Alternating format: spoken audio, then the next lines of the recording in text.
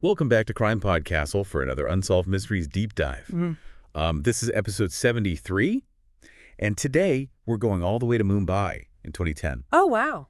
Yeah, for the puzzling case of Kusum Sharma. Okay. She was just 38 years old Mm-hmm. and a homemaker known for her kindness and for her community spirit. Okay. So she vanishes one day after a trip to the market, Okay. and later her body is found near some railway tracks. Wow. And at first, they think it's an accident. Right. But some really unsettling details start to emerge. Yeah, those are the cases that always get you. Yeah. Just when you think you have it figured out, it takes a turn. Yeah, exactly. Like you think, oh, this is an open shut case, and something comes out and you're like, oh. Yeah, and you have a seemingly ordinary woman Right. who meets a tragic end, and it just doesn't make sense. Yeah.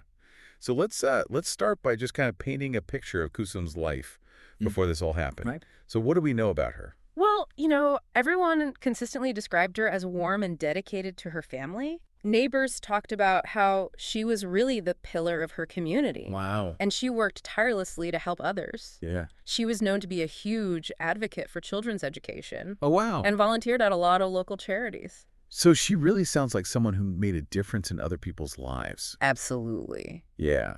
So, I mean, this is what makes this whole thing so much more shocking. Yeah. So let's go back to March 14th, 2010. Okay. What happened that day? Well, it seemed like it started out like any other day. Mm-hmm. Kusum told her husband she was going to the market and would be back by noon. Mm-hmm. This was a routine thing for her, nothing out of the ordinary at all. Yeah. But she never came home. Oh, my gosh. Later that evening, her body was discovered near those railway tracks that we talked about on the outskirts of town. Oh, wow. Yeah. So, I mean, did they initially think that it was a railway accident? Well, given the location of her body, right. it did seem like that was the most logical explanation. Yeah. But then the autopsy results came back, and things took a bit of a turn. Huh. While it was confirmed that Kusum died from blunt force trauma to the head, Mm-hmm.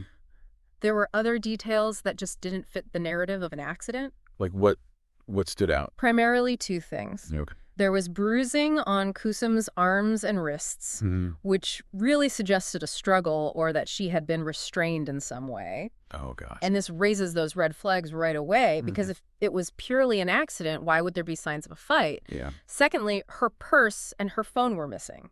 Okay, so now we have two things that really point away from an accident. Right. So what direction did the investigation go in from there?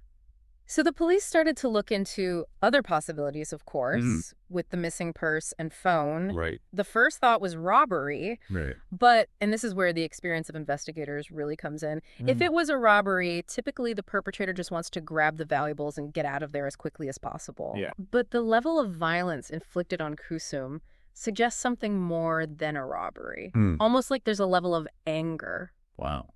Maybe even a desire to make sure that she couldn't say anything. Mm-hmm. It just doesn't align with a typical robbery. Yeah, I can definitely see that. Right. And that's when you start to see the layers of complexity. Mm-hmm. And that's what makes these cases so interesting. Yeah. So did the police uncover any other leads or potential suspects? They did. Okay. And this is where it gets a bit more perplexing. Okay. See, Kusum, Mm-hmm. despite being this well-loved person that we've talked about, Right. was actually involved in a dispute Okay. with a local businessman Oh, wow. about a community land issue. Oh, so right away you have motive there. Yeah, this throws motive right into the mix. Mm-hmm. Was she targeted by someone maybe seeking revenge Right. or wanting to make sure that she was no longer in the picture? Wow, that totally adds another dimension to the whole thing. So did the police find any evidence that linked this businessman or anyone else to Kusum's death? That's the really frustrating part. Okay. Despite a pretty thorough investigation, Mm-hmm. they couldn't find any concrete evidence linking this dispute or any specific person to the crime. So we have signs of a struggle, Mm-hmm. we have missing belongings, Right. and we have motive. Yeah, we've got pieces of the puzzle, but we can't quite put them together. It's like we have almost everything except like the one piece that would solve it all. Exactly. Like- So where do we go from here? Yeah, so what are some of the main theories that emerged from this investigation? Well, let's break them down systematically. Okay. So one theory, Mm. as we've discussed, is that this was an accidental death. Okay. It's possible, however unlikely, that Kusum maybe fell while crossing the tracks. Yeah. And that's what caused the head injury. Right. But the bruises and the missing items really make that theory pretty weak. Yeah, I agree. Then you have the robbery theory. Again, it's possible, but the level of violence just doesn't seem to fit. Right. So that leads us to the theory of a targeted attack. Right. And this is where that land dispute comes in. Yeah, is that where the evidence points? Well, it's definitely compelling. Right. You have a possible motive. Yeah. And it seems very calculated. No witnesses. Right. And the fact that nothing else was taken except for her purse and phone. Exactly. Like, that's very specific. Yeah, but we have to be careful about jumping to conclusions. Right. The police couldn't find that crucial piece of evidence to link this theory to the crime. So it's like, we have a suspect, but no proof. Mm-hmm. So if we're not completely convinced by those three theories, Yeah. what else could explain Kusum's death? Well, there is one more theory, Okay. and it's a difficult one to prove. Yeah. But you can't completely rule it out. Mhm. And that's this was a random act of violence. Right. Chilling to think about. Yeah. But it's possible that Kusum was the victim of a senseless act with no motive or connection to the perpetrator. That is a disturbing thought. Yeah. But you're right. You can't rule it out. Mhm. So here we are, 4 distinct possibilities, Right. each with supporting and conflicting details. Yeah. I'd love to know what the listeners think. Me too. Yeah. If you're listening at home, which theory resonates the most with you, Yeah. based on what we've discussed so far, Yeah. take a moment, weigh the evidence, Mm. and see where your gut leads you. Yeah. What do you think? These cases are tough on investigators. Yeah. Oh, totally. It's been over a decade, Yeah. and Kusum's family and her community are still left with so many unanswered questions. Right. Like, what actually happened to her, who was responsible, and why did this happen? Yeah. The impact of something like this is huge. I mean, you Yeah. mentioned her family.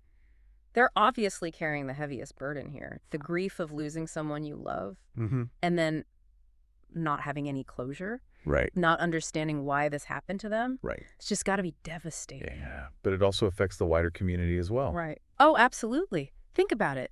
Someone who is vibrant and caring is suddenly taken away in such a mysterious way. Right. It just creates a feeling of unease. Yeah. You know, people start to question their own safety. Right. It makes you think like, oh, wow, this could happen anywhere Yeah, to anyone. exactly. And even though the fear might subside after a while, Mm-hmm. those questions linger. Yeah, for sure. It becomes part of the community's story. It's like a shared experience of like, we don't know what happened. Exactly. And that's scary. Yeah.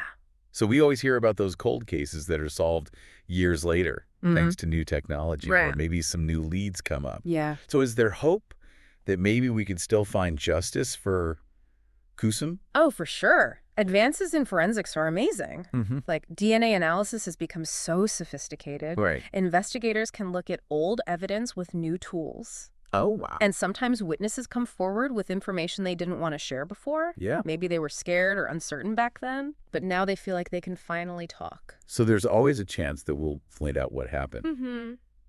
Even if that doesn't happen, though, I think it's really important to remember that Kusum's story is more than just about this tragedy. Right. It's also about the life she lived Absolutely. and all the good that she did. You're right. We can't let the mystery overshadow her legacy. Right. Kusum was a positive force in her community. Mm-hmm. Her kindness, her dedication to her family, Mm. her passion for education. Those are the things we should be focusing on. Yeah, absolutely. And I was really struck by how everyone talked about her warmth and her generosity. Mm-hmm.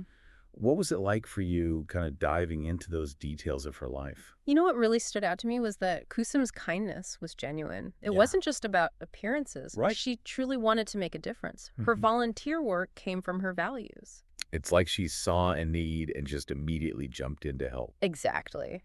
And those little acts of generosity, Mm-hmm. they have a big impact. They touch people's lives in ways we can't even imagine. It really is a reminder that we all have the power to make a difference, Mm-hmm. just like Kusum did. Absolutely. So her story might be full of mystery and sadness, Mm-hmm. but her spirit lives on. Yeah. And the people who knew her. Yeah. It's been fascinating looking into this unsolved mystery. Yeah, for sure. We've examined all the evidence, explored different theories, Mm-hmm.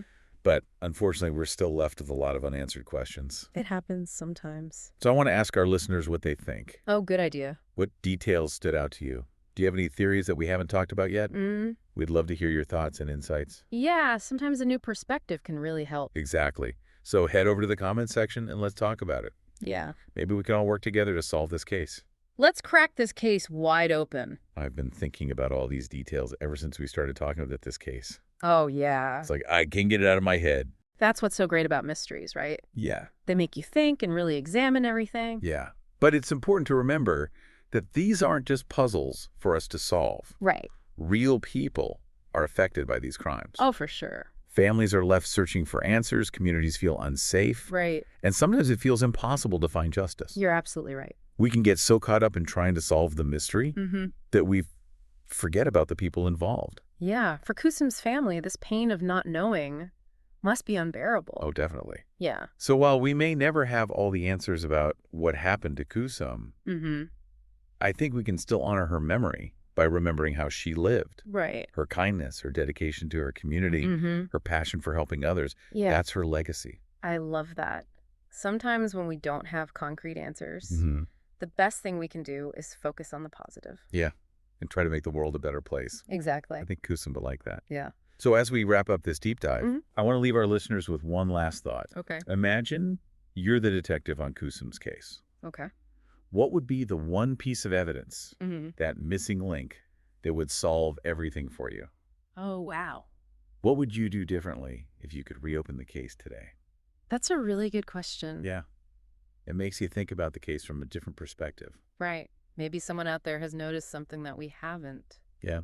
Or maybe they have an idea that could help. It's possible. You never know.